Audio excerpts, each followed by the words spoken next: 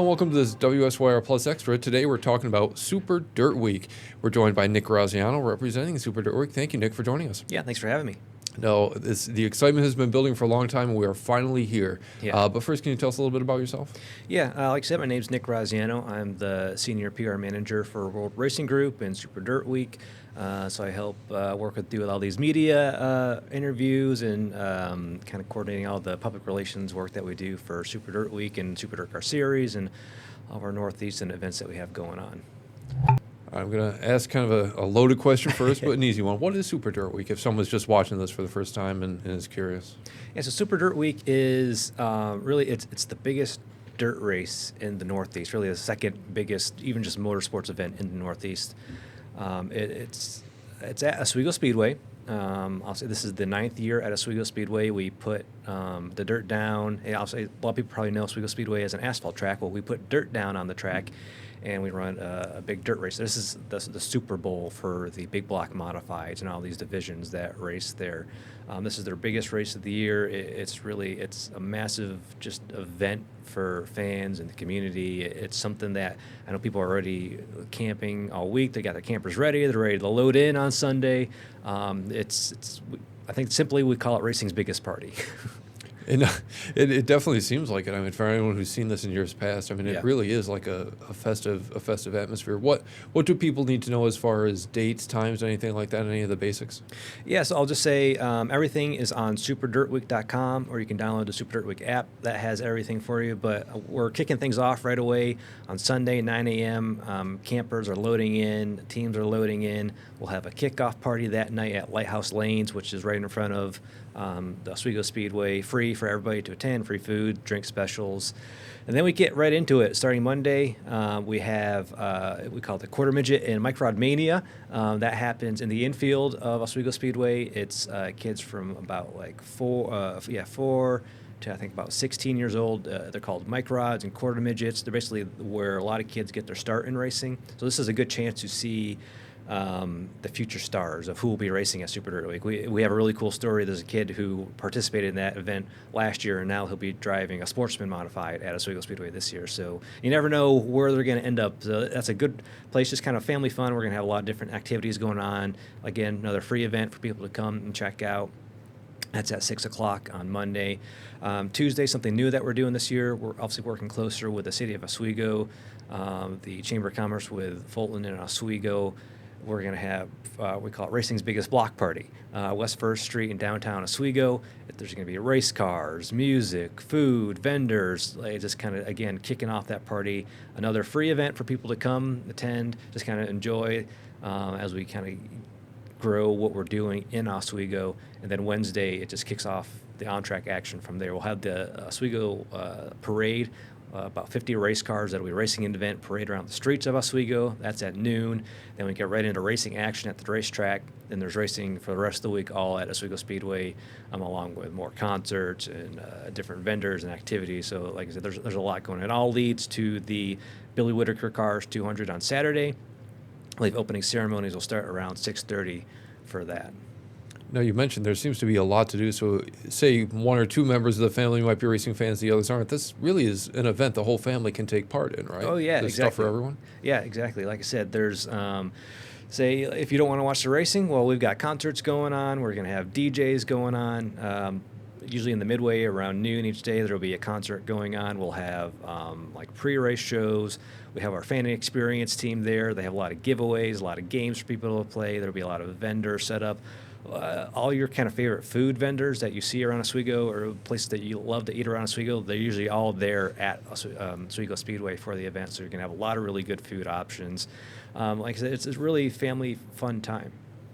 About how many cars are taking part in the races over the week? And so I just checked again this morning. We have about over 200, I think 60 entries for the event. That's across the 4 divisions. There's the Super Dirt Car Series, which is the main class. That is the big block modifieds. Then there is the 358 modified series, the Sportsman series, and then the Pro Stock series. So across all 4 of those, we have over 260 drivers entered for them right now. Can you talk a little bit about some of the drivers people might see out there at the track? Yeah, so across the board, there's a wide range of what you'll see and who you'll see. Obviously, the big block modifieds, that's where you'll see a lot of the top guys, a lot of the professional guys. Matt Williamson, Jimmy Phelps, Matt Shepard. People might have heard those names before.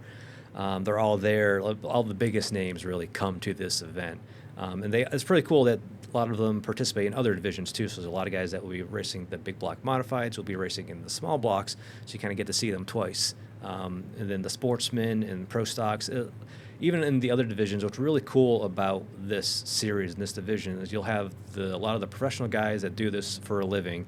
Then you also have a lot of people who might be your neighbor, your coworker, your friends that are just working on their car in the garage and come trying to race with the big boys.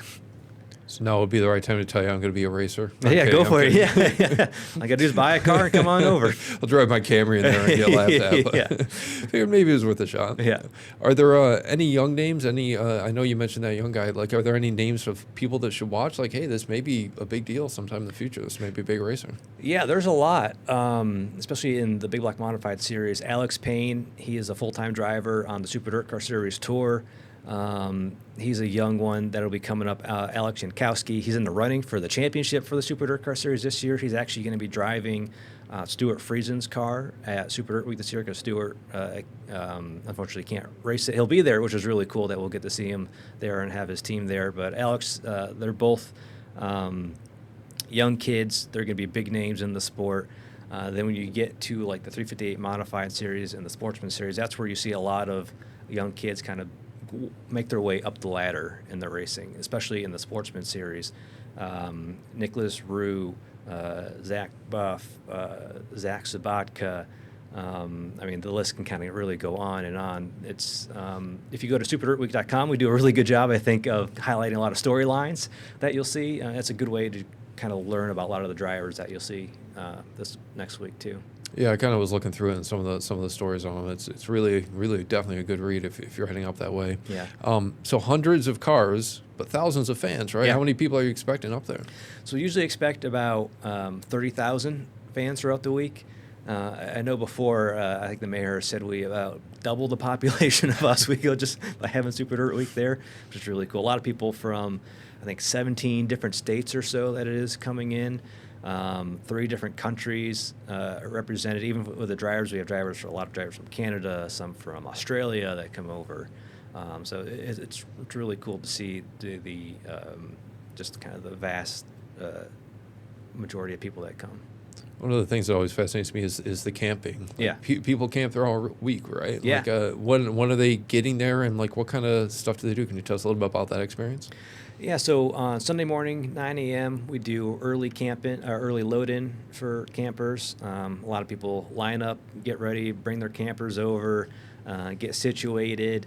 It's kind of a nice time to just kind of get the grill set or get your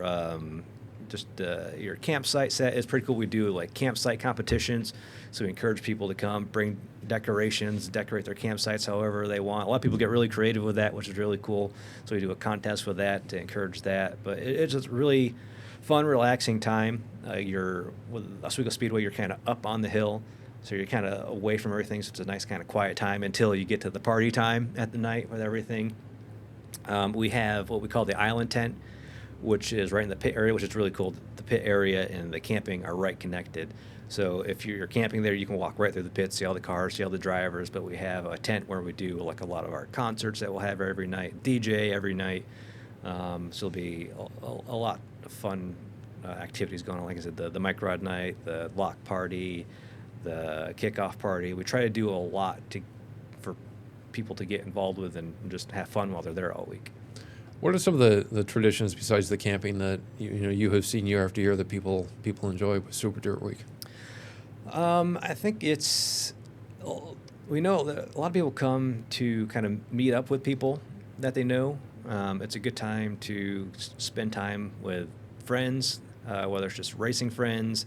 I know there's a lot of people that are racing all year long that they'll come, bring their camper, and actually get to like spend time and enjoy time with other people they race with rather than being so serious and competitive about it. It's for them, a lot of people, it's their vacation and it's their holiday. They take time off, and this is an important time for them.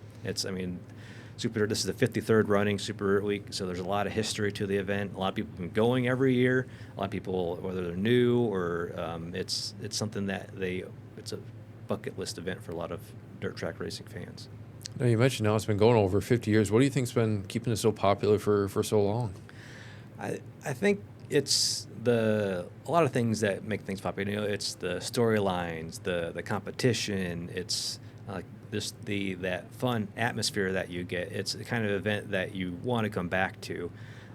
There's so much, like I said, there's so much going on. It got called racing's biggest party for a reason because, like I said, it was that time for people to come, camp, and just have a good time. They're going to see good racing, great storylines. You know, this event and this race has produced so many different dramatic moments and fun moments, and it's a lot of fun to just kind of sit there and see how 200 laps play out for these cars. No, I've been to races up there. It's a lot of fun just to sit there and kind of relax and just watch. Yeah. And it's really a great time if anyone hasn't checked it out yet. Is there anything new this year? Anything different than previous years? Yeah, like I mentioned, some of the activities, the block party's new. That'll be a lot of fun. A really cool thing that people will get to see there is we're doing a championship flag raising for Stuart Friesen. So he's planning on being there, and we got his championship flag that will be raised at City Hall. So that'll be a really cool deal. We'll have, like I said, we'll have cars and drivers there for autograph sessions, live music going on. Then the racing itself, everything is pretty much kind of the same as usual, but we're doing something kind of fun with qualifying. We call it the Super Six. So drivers will qualify, then who's ever in the top six of that time, they'll qualify again, determine their spots of how you're going to start in the top six for that event. So I had a little extra fun for qualifying there. If anybody's an Indy 500 fan, there's a little bit of similarity there if they enjoy that. This may be the obvious question of the day, but what makes this race or these races different than other ones? Is it the dirt? Is it the atmosphere? What's unique about it? Yeah, kind of all of the above. Like this is the only time of the year that these drivers will race at this track. I know they like that, kind of evens the playing field for some of them, because not everybody has notes all year long of what they've done at this track. So it's everybody's kind of coming in with fresh eyes for it. So there's that. There's the atmosphere. It's just such a bigger atmosphere than anywhere. It's 1,100 campsites, so it's 1,100 campers there and multiple people per campsite. So just the electricity of the event. Like I said, this is the Super Bowl for these drivers. So you could basically think of how everybody perceives the Super Bowl for football and just take that atmosphere and put it into dirt racing. That's kind of what you get with this event. And this isn't just okay, let's start this weekend type thing. There's a lot of work that goes into this, right? You guys have been preparing for weeks. Oh, yeah. Months, really. I think our first full group meeting, I think we started in maybe June or so. But really, once the checker flag falls on Saturday, the start of 2026 begins right after that. We're already looking at how did the event go, what can we do to improve. Also, we always talk amongst ourselves before meetings even start and just planning. So this is really a year-round process that we get into planning for this. Obviously, it ramps up as we get closer and more meetings and more stress. But, yeah, a lot of fun goes into it. And the dirt itself, that's a lot of work, right? Yeah. That was started being laid down weeks ago? Yeah, I think it was beginning of September that we started. But they've got a pretty good process down now that we've been doing this for a while. They got the whole track covered in dirt in one day this year. Usually it takes about 2 or a day and a half, but they're so good at it. John White and his crew help us every year. They do a really great job. It's really cool, the equipment that they have. There's special GPS technology on the dozers that they use to get the dirt perfect. So they have it down pretty good, and all the pictures we've seen, I think, especially with the knock on wood great weather that we've had, it looks really nice up there.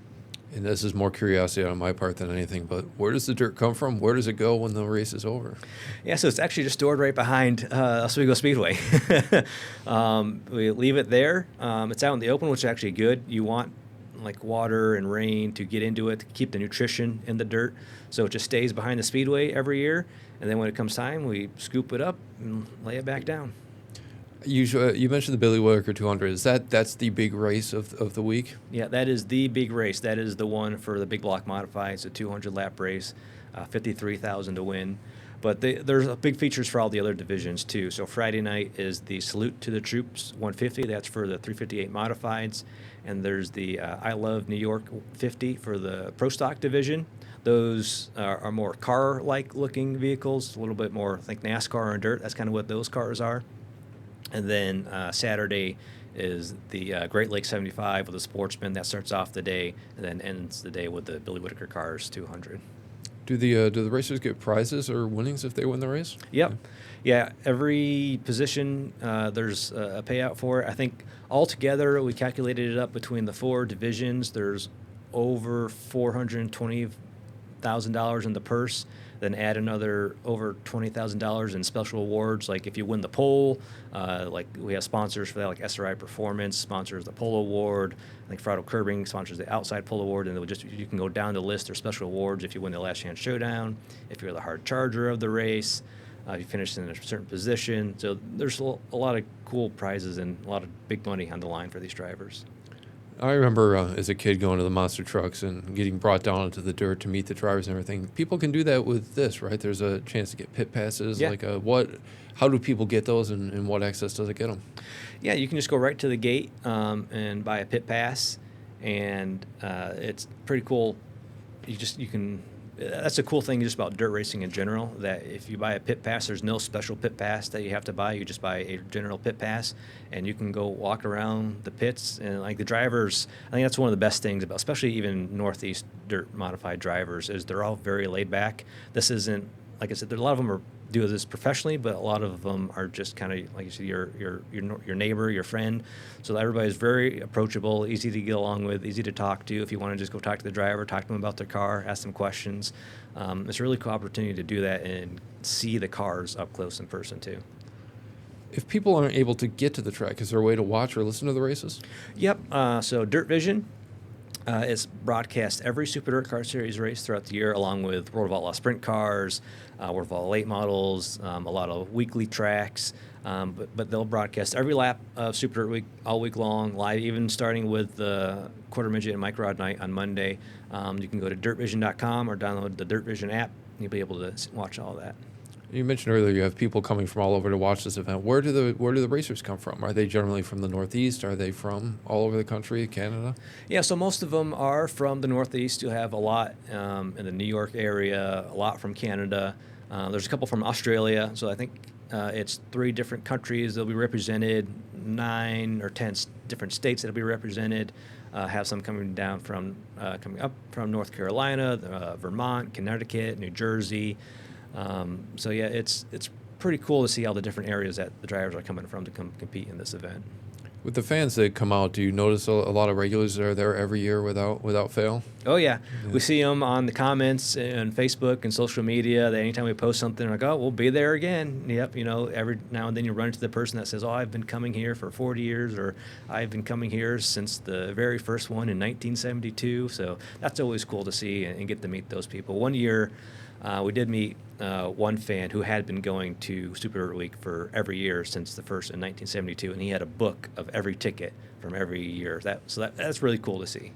Is someone that's always been a collector my whole life, starting with the baseball cards. That's really cool. Like, yeah. I always collected the ticket stubs, and when there were ticket stubs, now it's not as common, but it's fun stuff to have. Yeah, definitely. It was really cool. Like I said, he had a full book. Everything was laminated and pristine, and it was really cool to go back and see that first ticket to the latest ticket, and just the stories that people like that have of everything they remember from those earlier races that you might forget or just might not have seen. Like it's pretty cool just how the photographic memory some people have and how they can recount every lap of some of those races back then.